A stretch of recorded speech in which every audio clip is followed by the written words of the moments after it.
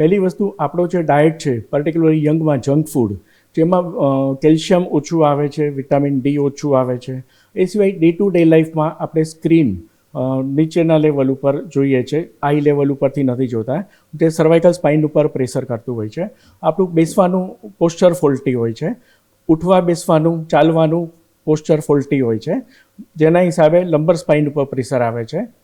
એ સિવાય gym exercise અનસુપરવાઇઝ થવી, બોડીની મસલ્સની capacity કરતાં ઓવર એક્ઝર્શન કરી, જેનાથી સ્પાઇન ઉપર લોડ આવીને ડિસ્ક પ્રોલેપ્સ, યંગ પેશન્ટની અંદર ગાદી ખસી જવાના કિસ્સા બહુ જ નોંધપાત્ર વધારો થયો છે.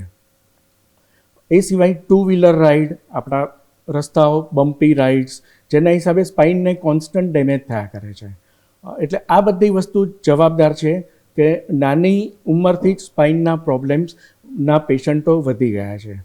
એ સિવાય લાઈફ એક્સપેક્ટન્સી આપણી વધી છે. પહેલાંના એવરેજ લાઈફ 50, 60 કે 65 હતું, જેની બદલે અત્યારે કોમનલી 80, 85, 90ના આપણે એજ જોઈ શકીએ છીએ આપણે. એટલે ઉંમરની સાથે જે ડીજનરેશન થવાનું એ એજને રિલેટેડ સ્પોન્ડિલોસિસ, સ્પોન્ડિલોલિસ્થેસિસ, એ બધા પ્રોબ્લેમ વધી ગયા છે.